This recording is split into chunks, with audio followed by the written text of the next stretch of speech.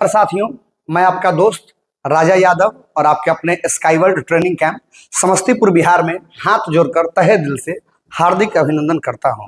आपने अक्सर मुझे ट्रेड पढ़ाते देखा होगा, लेकिन आज मैं साइंस के कुछ प्रश्नों को लेकर के एक टॉपिक ऑप्टिक्स, फिजिक्स में जो ऑप्टिक्स होता है प्रकाशिकी, वहां से बहुत सारे प्रश्न फंसते हैं एग्जाम में और बच्चे कंफ्यूज हो जाते हैं कि उसको कैसे कवर करना है, उसको कैसे बनाना है। तो उसको थियोरेटिकली और विजुअली पढ़ाने के लिए मैं इस वीडियो को लेकर के आप लोगों के बीच एक डेमो क्लास के तौर पर आया हूं।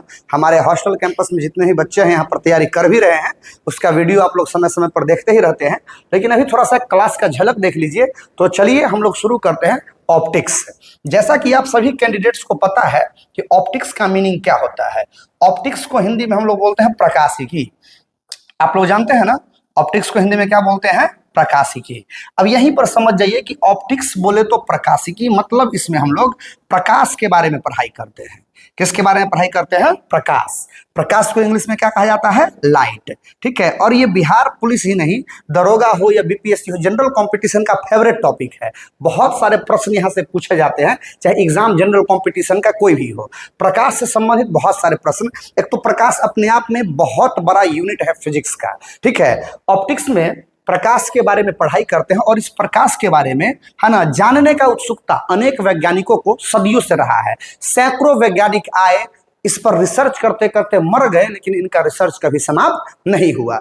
चारों तरफ से दुनिया जीत करके जो साइंटिस्ट आए, चारों तरफ से जो जितने भी साइंटिस्ट थे खोज करके आए, और जब प्रकाश के बारे में लास्टली वो खोज करने लगे तो खोज करते करते उनका जीवन समाप्त हो गया, लेकिन प्रकाश के बारे में उनका रिसर्च पूरा नहीं हुआ। यानी कुल मिलाकर के प्रकाश के बारे में जानने की उत्सुकता मनुष्य को हमेशा से रही है।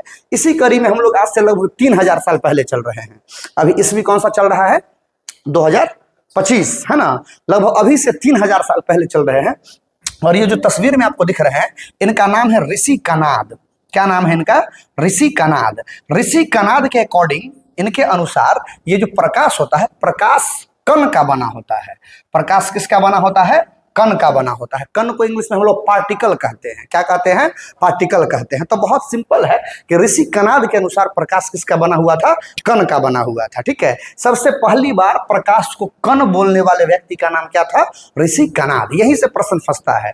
प्रकाश को कण यानी पार्टिकल बोलने का हिम्मत या उसके बारे में स्टेटमेंट पास सबसे पहले किसने किया था मेरे भैया? ऋषि कनाद ने। इसी बात को हजारों साल बाद एक दूसरे साइंटिस्ट आए जिन्होंने स्टेटमेंट पास किया। ये देखिए, ये जो आपको दिख रहे हैं, इन साहब का नाम ऋषि कनाद नहीं, बल्कि इनका नाम है दकार्ते। ठीक है। इनका नाम है दकार्ते। इनका पूरा नाम था रेने दकार्ते, है ना, रेने दकार्ते। ये आए थे 1637 ईस्वी में। 1637 ईस्वी में आए थे और इन्होंने भी प्रकाश के बारे में यही स्टेटमेंट पास किया था कि प्रकाश जो है वो कण के मिलने से बना होता है, कणों के मिलने से बना होता है। कण यानी पार्टिकल। ठीक है। यानी बहुत सारे साइंटिस्ट आते गए और सभी का कहना था कि प्रकाश क्या होता है? कण होता है। प्रकाश क्या होता है? कण होता है। सभी लोग का स्टेटमेंट यही था, रेने दकार्ते। इन्हीं के बातों को एकदम जस्ट कॉपी किया गया, है ना, किनके द्वारा? तो सबसे बड़े चोर, है ना, साइंस के क्षेत्र में सबसे बड़े चोर का नाम आप लोग जानते ही होंगे, सर आइजक न्यूटन। ये जो आपको दिख रहे हैं, इन महाशय का नाम है सर आइजक न्यूटन। ठीक है। इन साहब का नाम है सर आइजक न्यूटन। देखिए, है ना, ये है सर आइजक न्यूटन। इनका पूरा नाम आप लोग जानते ही हैं, सर आइजक न्यूटन। हाफ नाम इनका न्यूटन। और ये जो है साइंस के क्षेत्र में सबसे बड़े चोर, है ना, किसी के भी नियम को कॉपी करके उसमें फेरबदल करके अपना नियम दे देते थे। तो न्यूटन साहब जो थे, इन्होंने 1675 ईस्वी में कहा कि हाँ भैया, प्रकाश वास्तव में कण है। देखिए, इनसे पहले दकार्ते ने भी कहा, और भी वैज्ञानिक थे, ऋषि कनाद भी थे, उन्होंने भी प्रकाश को कण कहा, लेकिन उनके बातों को उतना ज्यादा वैल्यू नहीं दिया गया। वैल्यू किन के बातों को दिया गया? सर आइजक न्यूटन के बातों को। क्योंकि 1675 ईस्वी आते आते ये बहुत बड़े साइंटिस्ट बन चुके थे। इन्होंने गुरुत्वाकर्षण के नियमों को खोज किया था, इन्होंने मैथ्स में कैलकुलस का खोज किया था। उसके अलावा ये जो साहब हैं आपके सर आइजक न्यूटन, ठीक है, इन्होंने जो है सो केपलर, जो ग्रहों की गति से संबंधित नियम दिया था, उनको भी मैथमेटिकली प्रूफ करने का काम किया था। यानी बहुत बड़े साइंटिस्ट बन चुके थे। कौन? तो ये आपके न्यूटन साहब। इसलिए इन्होंने जब कहा कि साहब प्रकाश जो है प्रकाश कण है, तो इनके बातों को सभी ने मान लिया और यहीं से एक सिद्धांत आया जिसको हम लोग बोलते हैं प्रकाश का कणिका सिद्धांत। क्या बोलते हैं साहब इसको? प्रकाश का कणिका सिद्धांत। ठीक है। इंग्लिश में इसको कहा जाता है कॉर्पुस्कुलर थ्योरी। क्या कहा जाता है? कॉर्पुस्कुलर थ्योरी। ठीक है, तो अगर आपसे एग्जाम में पूछ दिया जाए कि प्रकाश का कणिका सिद्धांत किसने दिया, तो बहुत सारे वैज्ञानिकों ने प्रकाश को कण बोला, कण बोला, कण बोला, लेकिन इन्होंने कण न बोल करके प्रकाश को मेनली क्या बोल दिया, कणिका। और कणिका को इंग्लिश में क्या कहा जाता है, कणिका सिद्धांत को क्या कहा जाता है, कॉर्पुस्कुलर थ्योरी। तो सबसे बड़ा प्रश्न आपके सामने यहां आ रहा है कि प्रकाश का कणिका सिद्धांत किसने दिया था, तो न्यूटन ने दिया था। कब दिया था, 1675 ईस्वी में। ठीक है, इस नियम के अनुसार क्या है, थोड़ा सा जानिए। इस नियम के अनुसार प्रकाश एक ऐसा कण होता है जिसमें मास नहीं होता है, मास नहीं होता है। मास बोले तो द्रव्यमान, मास बोले तो द्रव्यमान। ठीक है, तो कणिका सिद्धांत के अनुसार प्रकाश एक ऐसा कण है जिसके अंदर मास यानी द्रव्यमान नहीं होता है। ठीक है, न्यूटन साहब कह रहे थे कि हो भैया, हम लोग रूम के अंदर हैं तो माथा पर भारी नहीं लग रहा, लग नहीं रहा कि कोई बोझा धो दिया है। और रूम के अंदर लाइट जला देंगे तो क्या हमको माथा पर भारी दिखाई देगा, नहीं देगा, क्योंकि लाइट में कहीं से कोई वजन नहीं होता है। तो इनका कहना यही था कि प्रकाश में कोई वजन नहीं होता है। आप लाइट में रहिए, आप अंधेरे में रहिए, आपको भारीपन या हल्केपन का एहसास नहीं होगा। ठीक है, तो बहुत सिंपली अगर आपसे प्रश्न पूछा जाए, यहाँ से 3-4 ऑब्जेक्टिव कि प्रकाश का कणिका सिद्धांत किसने दिया था, तो सर आइजैक न्यूटन ने। कब दिया था, तो 1675 ईस्वी में। इनके अनुसार प्रकाश कैसा कण है, तो प्रकाश एक ऐसा कण है जिसमें द्रव्यमान यानी मास बिल्कुल भी नहीं होता है। क्या ये बातें आप लोग समझ रहे हैं? इनसे पहले प्रकाश को कण और किस किस ने कहा था, बहुत सारे साइंटिस्ट ने कहा था, लेकिन मैंने इस क्लास में कितने लोगों का जिक्र किया है, 2। एक तो ऋषि कणाद जो कि हमारे इंडियन ऋषि थे, उसके अलावा एक और जिनका नाम रेने डेकार्ते था। अगर आप लूसेंट वगैरह देखेंगे तो वहां भी आपका रेने डेकार्ते से शुरू होता है ऑप्टिक्स, आप देख लीजिएगा। ठीक है, तो ये थे आपके न्यूटन साहब जिन्होंने कणिका सिद्धांत दिया। प्रकाश को कण मानते हुए इन्होंने प्रकाश के बहुत सारी घटनाओं को समझाया। प्रकाश की एक घटना होती है परावर्तन, आप लोग सुने होंगे, तो प्रकाश के परावर्तन को इन्होंने समझाया। ठीक है, प्रकाश के प्रकीर्णन को भी समझाया, और प्रकाश के अपवर्तन को जब समझा रहे थे, प्रकाश के किस घटना को समझा रहे थे, अपवर्तन, जिसको इंग्लिश में क्या कहा जाता है, रिफ्रैक्शन। तो इनसे वो गलती हो गया। क्या गलती हुआ सो सुनिए। ये बोल दिए कि प्रकाश का जो चाल होता है ना, वो सघन माध्यम में ज्यादा होगा और विरल माध्यम में कम होगा। ये कौन बोल दिए थे, न्यूटन साहब। यही इनसे गलती हो गया। इनका कहना था कि प्रकाश का चाल सघन माध्यम में ज्यादा होगा और विरल माध्यम में क्या होगा, कम होगा, जो कि बिल्कुल गलत है, बिल्कुल गलत है। एक्सपेरिमेंट से पता चलता है कि प्रकाश का चाल सघन माध्यम में ज्यादा नहीं होता है, बल्कि किस माध्यम में ज्यादा होता है, विरल माध्यम में। और सघन माध्यम में प्रकाश का चाल क्या होता है, कम होता है। ये कहानी ना जो बनाए न्यूटन साहब, ये गलती था इनके कहानी में, इनके कणिका सिद्धांत में, लेकिन फिर भी कोई वैज्ञानिक जो है सो इन पर उंगली नहीं उठाया, क्योंकि उस समय इनसे बेहतर नियम किसी ने नहीं दिया था। इतने बड़े वैज्ञानिक भी बन चुके थे। इसी का नतीजा था कि इनका नियम कुछ दिन तक चलते रहा। लेकिन इसी बीच एक बहुत बड़े साइंटिस्ट, सदी के महानायक, समझ रहे हैं, बहुत बड़े वैज्ञानिक, उनका चेहरा हम आप लोग को दिखाना चाहेंगे। ठीक है, वो आ गए। ठीक है, उनका क्या कहना था, ये देखिए। लड़की जैसा दिख रहा है लेकिन लड़की नहीं थे, बड़े खतरनाक आदमी थे।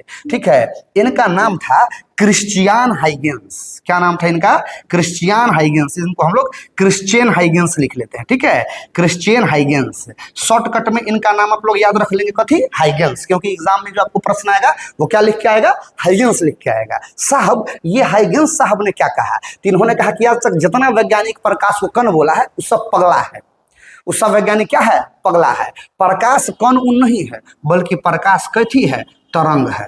प्रकाश कथी है, तरंग है। जितना वैज्ञानिक आज तक आया, चाहे न्यूटनवा हो, चाहे डेकार्ते हो, चाहे ऋषि कणाद हो, सब पगला है। ठीक है, वो सब जो प्रकाश को कण बोला है, प्रकाश कण नहीं है, बल्कि प्रकाश क्या है, तरंग है। तो लोग इनसे पूछा कि प्रकाश कैसा तरंग है। तरंग तो 2 प्रकार का होता है, एगो होता है अनुदैर्ध्य, एगो होता है अनुप्रस्थ। तो इनसे पूछा गया कि प्रकाश कैसा तरंग है, तो इन्होंने कहा कि प्रकाश ध्वनि तरंग के जैसा तरंग है। और ध्वनि तरंग कैसा होता है, अनुदैर्ध्य। इनका कहना था कि प्रकाश किसके जैसा, तो ध्वनि तरंग के जैसा तरंग होता है। ध्वनि तरंग, ध्वनि समझते हैं ना, साउंड वेव, मेरे मुंह से जो निकल रहा है आप सुन रहे हैं, ठीक है, इसी को हम लोग बोलते हैं साउंड वेव। तो हाइगेंस साहब का कहना था कि प्रकाश जो है एक तरंग है। किसके तरह तरंग है, तो ध्वनि तरंग के तरह, कि जिस तरह ध्वनि तरंग होता है उसी तरह प्रकाश भी तरंग होता है। और इन्होंने प्रकाश को क्या नाम दे दिया, अनुदैर्ध्य तरंग। हाइगेंस साहब का कहना था कि प्रकाश प्रकाश को चलने के लिए माध्यम चाहिए। प्रकाश को चलने के लिए क्या चाहिए? माध्यम चाहिए। बिना माध्यम के न साउंड चल सकता है और न बिना माध्यम के प्रकाश चल सकता है। हम बोल रहे हैं, आप सुन रहे हैं, बीच में माध्यम है कि नहीं? हवा। अगर हवा निकाल दिया जाए हमारे और आपके बीच में तो हम बोलेंगे और आप लोग सुन नहीं पाएंगे। हम कितनों चिल्ला लेंगे लेकिन आप नहीं सुन पाएंगे। क्यों? क्योंकि बीच का माध्यम निकल चुका है। लेकिन अगर माध्यम है तो आराम से आप सुनेंगे। बोलिए हाँ या ना? है ना? तो वही कहानी यहाँ भी है कि इनका कहना था कि प्रकाश जो चलता है ना, उसको चलने के लिए क्या चाहिए? माध्यम चाहिए। तो इनके सामने एक सवाल आ गया। ठीक है, वैज्ञानिक लोग पूछा कि माट साहेब, वैज्ञानिक जी, यहाँ पर सन माने सूरज, ठीक है, यहाँ पर हम बना देते हैं अर्थ, ठीक है, यहाँ पर क्या बना देते हैं? अर्थ, ठीक है। सन और अर्थ के बीच बहुत हिस्सा तो खाली है। बहुत हिस्सा क्या है? खाली।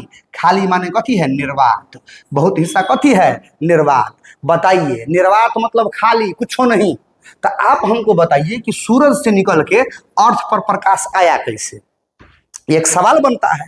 हाइगेंस साहब कहे कि प्रकाश को चलने के लिए माध्यम चाहिए, तो दूसरा वैज्ञानिक से इनका नस पकड़ लिया कि बताइए गुरुजी, सूरज और पृथ्वी के बीच तो अधिकांश हिस्सा निर्वात है, अधिकांश हिस्सा खाली है। तो आप हमको बताइए कि सूरज से चल के प्रकाश पृथ्वी पर आया कैसे? पृथ्वी पर प्रकाश आया कैसे? तो दिमाग लगाए, बोले देखिए साहब, एगो माध्यम होता है जो हम लोग को दिखता नहीं है ना। उस माध्यम को इन्होंने काल्पनिक माध्यम दिया नाम, और उस माध्यम का नाम पड़ा ईथर। क्या नाम पड़ा दोस्तों? ईथर। इन्होंने कहा कि ये एगो काल्पनिक माध्यम है। मान लो कि वो माध्यम है, पूरे यूनिवर्स में है। यूनिवर्स का मतलब होता है ब्रह्मांड। यूनिवर्स का मतलब कथी होता है? ब्रह्मांड। कि एगो ब्रह्मांड, पूरे ब्रह्मांड में एगो माध्यम फैला हुआ है, जिस माध्यम का नाम कथी है? ईथर। ठीक है, तो लोग पूछा कि माध्यम है तो हमको दिखता क्यों नहीं है? महसूस कैसे काहे नहीं होता है? अगर पृथ्वी पर रहोगे तो नीला ग्रह दिखाई देगा? नहीं, बल्कि जब पृथ्वी से ऊपर जाओगे, अंतरिक्ष में जाओगे, तब तुमको पृथ्वी कैसा ग्रह दिखाई देगा? नीला ग्रह। तो ठीक उसी प्रकार ये जो ईथर है ना, ईथर पूरे ब्रह्मांड में फैला हुआ है। और तुमको अगर ईथर देखना है तो ब्रह्मांड से बाहर जाना पड़ेगा, और ब्रह्मांड से बाहर जाने का उपाय अभी भी नहीं है। तो 100-200 साल पहले कहाँ से रहा होगा? 400 साल पहले कहाँ से रहा होगा? बातें समझ में आ रही है? यहाँ पर हो गया गेम ओवर। इनसे कोई प्रश्न नहीं पूछा गया। और ये सारा कहानी कब का है जानते हैं? 1678 ईस्वी का, है ना। तो इन्होंने जो प्रकाश को कहने का हिम्मत जुटाया, तरंग, है ना, ये बात आज तक कोई वैज्ञानिक नहीं बोला था। सबसे पहले प्रकाश को तरंग बोलने वाला वैज्ञानिक का नाम क्या हो गया? तो क्रिश्चियन हाइगेंस। क्या नाम हो गया दोस्तों? Christian Huygens. तो सवाल यहाँ पर यह बनता है कि प्रकाश का तरंग सिद्धांत किसने दिया? तो प्रकाश का तरंग सिद्धांत दिया हाइगेंस ने। कब दिया? तो 1678 ईस्वी में। इससे पहले कणिका सिद्धांत न्यूटन ने दिया था। कब दिया था? 1675 ईस्वी में। समझ में आ गया? प्रकाश जो है इनके अनुसार, हाइगेंस के अनुसार कैसा तरंग है? तो अनुदैर्ध्य तरंग है। कैसा तरंग है? अनुदैर्ध्य तरंग। किसके जैसा? तो ध्वनि तरंग के जैसा। किसके जैसा मेरे भाई? ध्वनि तरंग के जैसा। ठीक है।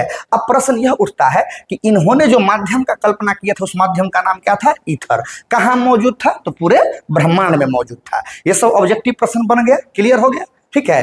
अब इनसे आगे बढ़ करके 2 और साइंटिस्ट आया था, लेकिन ईस्वी तब तक बहुत आगे जा चुका था। ईस्वी आ चुका था 1801। अगला वैज्ञानिक पर चलते हैं। ये जो कहे ना कि पूरे ब्रह्मांड में वो ईथर नाम का माध्यम है, इस बात को बहुत सारा वैज्ञानिक पचा नहीं पाया। बोला कि नहीं, ये वैज्ञानिक गलत बोल रहा है। लेकिन इनका काट किसी के पास नहीं था। रिसर्च होते रहा, लंबा समय बीत गया। लंबा समय बीतने के बाद एक नए वैज्ञानिक आए। देखिए, एक नए वैज्ञानिक आए। ठीक है, ये साहब नहीं, इन साहब के बारे में बाद में चर्चा करेंगे। ये साहब आए। ठीक है, ये साहब आए। इनका नाम था टॉमस यंग। क्या नाम था इनका? Thomas young. हम यहां लिख देते हैं टॉमस यंग। ठीक है, ये आए साहब 1801 ईस्वी में। 1801 ईस्वी में इन्होंने कहा कि देखिए, हाइगेंस साहब जो प्रकाश को तरंग बोले हैं वो ठीक बोले हैं, लेकिन प्रकाश अनुदैर्ध्य नहीं है, बल्कि प्रकाश कैसा तरंग है? अनुप्रस्थ तरंग है। प्रकाश कैसा तरंग है मेरे भैया? अनुप्रस्थ तरंग है। इसका अर्थ यह हुआ कि प्रकाश को चलने के लिए किसी भी प्रकार के माध्यम की जरूरत नहीं है। प्रकाश को चलने के लिए माध्यम की जरूरत नहीं है, यानी इथर उथर का कॉन्सेप्ट गया तेल लेने। प्रकाश को चलने के लिए माध्यम की जरूरत नहीं है। इस बात को बाद में है ना एक्सपेरिमेंट के द्वारा प्रयोग किया गया। एग्जाम में प्रश्न पूछता है कि एक्सपेरिमेंट के द्वारा प्रूफ किया गया, तो यंग ने कौन सा एक्सपेरिमेंट किया था? तो इन्होंने किया था द्विछिद्री प्रयोग। क्या किया था इन्होंने? द्विछिद्री प्रयोग। ठीक है, यंग ने जो प्रयोग किया था प्रकाश को अनुप्रस्थ तरंग साबित करने के लिए, उस प्रयोग का नाम क्या था? द्विछिद्री प्रयोग। इंग्लिश में इसको हम लोग कहते हैं डबल स्लिट एक्सपेरिमेंट। इसको हम लोग क्या बोलते हैं इंग्लिश में? Double slit experiment. दो गो छेद था। ठीक है, दो गो छेद था। इस तरह से देखिए ना, मान लीजिए कि इस तरह से एगो ये छेद हो गया और एगो ये छेद हो गया। यहाँ पर कोई लाइट सोर्स था, यहाँ से लाइट निकल के चला था, यहाँ से भी चला, यहाँ से भी चला, यहाँ से भी चला, और इस तरीके से चलते गया। और यहाँ जो पर्दा लगा था, पर्दा, उस पर कहीं पर ब्राइट फ्रिंज बना था, कहीं पर डार्क फ्रिंज, कहीं पर ब्राइट फ्रिंज, कहीं पर डार्क फ्रिंज। इसके बारे में आगे चल के हम चर्चा करेंगे। और इस एक्सपेरिमेंट के द्वारा इन्होंने बताया कि जिस जगह पर छेद नहीं है वहां भी प्रकाश पहुंचा हुआ है। जिस जगह पर छेद नहीं है, रास्ता नहीं है, वहां पर भी प्रकाश पहुंचा हुआ है। यानी प्रकाश को चलने के लिए रास्ता का जरूरत, माध्यम का जरूरत नहीं है। प्रकाश कहीं भी चल के जा सकता है। तो इस हिसाब से प्रकाश आज के डेट में सही जवाब अनुदैर्ध्य तरंग या अनुप्रस्थ तरंग। अनुप्रस्थ तरंग। चलने के लिए माध्यम चाहिए? नो, चलने के लिए किसी प्रकार का कोई माध्यम नहीं चाहिए। ठीक है, तो ये सब बातें आप लोग को समझ में आया कि नहीं आया, ये हम जानना चाहते हैं। ठीक है, अगर आपसे पूछ दिया जाए कि आज के डेट में जो लेजर लाइट आप लोग मेला में देखेंगे चमकाते हुए लड़का सबको, लेजर लाइट में क्या होता है? इनिशियल पॉइंट यानी जहां से लाइट निकलता है वो दिखता है, और फाइनल पॉइंट जहां लाइट पहुंचता है वो जगह दिखता है। बीच का रास्ता नहीं दिखता है। बोलिए हाँ या ना? बीच का रास्ता दिखता है? नहीं। कैसे नहीं दिखता है? ठीक है, क्योंकि प्रकाश से कैसा तरंग है? अनुप्रस्थ तरंग है। इसको चलने के लिए रास्ता नहीं चाहिए। शुरुआती पॉइंट दिखेगा, अंतिम पॉइंट दिखेगा, बीच का रास्ता नहीं दिखेगा। क्या ये बातें आप लोग को समझ में आ रही है? क्या ये बातें सभी लोगों को समझ में आ रही है? तो ये कहानी किसका था? थॉमस यंग का। ठीक है, इनके साथ एक और वैज्ञानिक थे, फ्रेनल। ठीक है, फ्रेनल ने प्रकाश के एक अन्य घटना का खोज किया था जिसको हम लोग कहते हैं विवर्तन। क्या कहते हैं? विवर्तन। ठीक है, विवर्तन पर आगे चर्चा करेंगे। अच्छा, थॉमस यंग ने जो प्रकाश का घटना का खोज किया था उसको हम लोग बोलते हैं व्यतिकरण। क्या कहते हैं? व्यतिकरण। व्यति का नहीं, व्यतिकरण। इसको इंग्लिश में इंटरफेरेंस कहा जाता है। क्या कहा जाता है? इंटरफेरेंस। कि दो तरह का लाइट मिल करके है ना, या तो लाइट को ब्राइट बना सकते हैं या तो लाइट को डार्क बना सकते हैं। जैसे हम ट्यूबलाइट लगा रखे हैं तो दोनों सेम कलर का ट्यूबलाइट है, व्हाइट और व्हाइट, तो रोशनी बढ़ेगा? बोलिए हाँ या ना? एगो ट्यूबलाइट ले लेंगे लाल, एगो ले लेंगे हरियर। ठीक है, तो दोनों मिल करके एक दूसरे के प्रभाव को क्या कर देगा? खत्म कर देगा। दोनों एक दूसरे को इंटरफेयर करेगा। तो इसी घटना को हम लोग बोलते हैं इंटरफेरेंस, जिसका खोज किसने किया था? तो किसने किया था? ये रहेंगे। ठीक है, तो थॉमस यंग पर चर्चा हो गया। अब एक और वैज्ञानिक पर आइए। इनका नाम क्या है जानते हैं? इनका नाम था जेम्स क्लार्क मैक्सवेल। इनका क्या नाम था भैया? James Clerk Maxwell. थोड़ा सा इनको समझिए। जेम्स क्लार्क मैक्सवेल, जिनको हम लोग बोलते हैं जेसी मैक्सवेल शॉर्टकट में। ठीक है, ये आए थे 1865 ईस्वी में। ठीक है, इनका क्या कहना था जानते हैं? इनका कहना था कि प्रकाश जो है, प्रकाश एक इलेक्ट्रोमैग्नेटिक वेव है। इलेक्ट्रोमैग्नेटिक वेव यानी विद्युत चुंबकीय तरंग। प्रकाश एक कैसा तरंग है? विद्युत चुंबकीय तरंग है। ठीक है, और इन्होंने फार्मूला से प्रूफ किया था कि निर्वात में प्रकाश का चाल कितना होता है? तो 3 × 10⁸ मीटर पर सेकेंड। इन्होंने फार्मूला भी दिया था। क्या दिया था फार्मूला जानते हैं? c² म्यू नॉट का स्क्वायर एप्सिलॉन नॉट का स्क्वायर। ठीक है, बराबर कथी? 1। ठीक है, ये स्क्वायर था या नहीं था? ध्यान से उतरा हुआ है अभी थोड़ा सा, लेकिन ये एक फॉर्मूला दिया था इन्होंने, c² बराबर mu nought into epsilon not बराबर क्या होता है? 1। ये हो गया सही जवाब। ये चीज आप समझिए, c² into mu nought into epsilon nought is equal to 1। और इसी को सोल्व करने पर आप जब देखेंगे तो आपको निर्वात में प्रकाश का चाल कितना मिलेगा? 3 × 10⁸ मीटर पर सेकेंड। तो अगर आपसे सवाल पूछा जाए कि प्रकाश एक विद्युत चुंबकीय तरंग है, ये जवाब किसने दिया था? ये एक्सपेरिमेंट किसने दिया था? जेम्स क्लार्क मैक्सवेल ने। कब दिया किया था 1865 ईस्वी में। इनके अनुसार फॉर्मूला से इन्होंने जो प्रकाश का चाल नापा था, कितना नापा था, 3 × 10⁸ मीटर पर सेकेंड, और फॉर्मूला एग्जैक्टली ये दिया था, c² × μ0 इंटू इसको क्या पढ़ते हैं, ε0 इज इक्वल्स टू क्या होता है, 1 होता है। ठीक है, तो ये कहानी किसका है भाई, जेम्स क्लार्क मैक्सवेल का। अगर ये साहब ना होते, थोड़ा सा जान लीजिए, तो आज के डेट में आपके यहाँ टेक्नोलॉजिया नहीं होता। ये जो टेक्नोलॉजिया है जिससे हम लोग फोन से बात कर पाते हैं, या तरह तरह की जो एक्सरे जानते हैं, गामा रे जानते हैं, ठीक है, गामा रे जानते हैं ना, पराबैंगनी किरण जानते हैं, इंफ्रारेड किरण जानते हैं, इस सब जो है, इस सब क्या होता है जानते हैं, ये सारा जो किरण का आप लोग नाम लिए, ठीक है, या रेडियो तरंग जिससे हम लोग संचार करते हैं, ये सारा का सारा चीज मेरे प्यारे भाइयों क्या है, तो कुछ नहीं है बल्कि ये सब का सब जो है सो इलेक्ट्रोमैग्नेटिक वेव है। ध्यान दीजिए, जिससे आप लोग हेलो चेक करते हैं, फोन से बात करते हैं, तो बात करने वाला तरंग हो, बात आ रहा है समझ में, या एक्सरे हो जिससे पैर टूटता है तो करवाते हैं, गामा रे उसी तरह होता है, एक्सरे से भी बढ़िया फोटो गामा रे से आता है, तो गामा रे हो, ठीक है, पराबैंगनी किरण हो, ये सारा का सारा चीज जो है सो क्या होता है, इलेक्ट्रोमैग्नेटिक वेव। इसी तरह ये जो आपका लाइट है, लाइट भी क्या होता है, तो इलेक्ट्रोमैग्नेटिक वेव होता है। ठीक है, लाइट भी एक प्रकार का एनर्जी है। ठीक है, लाइट क्या है, एनर्जी है, जिसके कारण जो है सो हम लोग किसी भी वस्तु को दुनिया में देख पाते हैं। ठीक है, ये सब चीज आप लोग लाइट के बारे में जानते चले हैं। अच्छा, एक प्रश्न और आता है कि इन्होंने तो प्रकाश को बता दिया था कि फॉर्मूला से बताया कि निर्वात में प्रकाश का चाल कितना होता है, 3 × 10⁸ मीटर पर सेकेंड, लेकिन इस बात को एक्सपेरिमेंटली किसने प्रूफ किया था, तो ये साहब किया था, इसका नाम है रोमर। इसका नाम क्या है, रोमर। अगर कोई तुमसे पूछे कि 3 × 10⁸ मीटर प्रति सेकेंड निर्वात में प्रकाश का चाल होता है, इस बात को एक्सपेरिमेंट से यानी प्रयोग से किसने प्रूफ किया था, तो उस बंदे का नाम क्या था, रोमर। उस बंदे का क्या नाम था, रोमर। अब फॉर्मूला से किसने प्रूफ किया था, तो उसका नाम था जेम्स क्लार्क मैक्सवेल। ये सब चीज समझ रहे हैं। अब ये सारा चीज आप लोग यहाँ पर एगो कंक्लूजन देख रहे होंगे। आप लोग 1 मिनट यहाँ थमिए और सोचिए। कुछ वैज्ञानिक आकर के प्रकाश को कण बोल रहे हैं, और कुछ वैज्ञानिक आके प्रकाश को क्या बोल रहे हैं, तरंग बोल रहे हैं। ठीक है, मामला में ट्विस्ट आया 1905 ईस्वी में।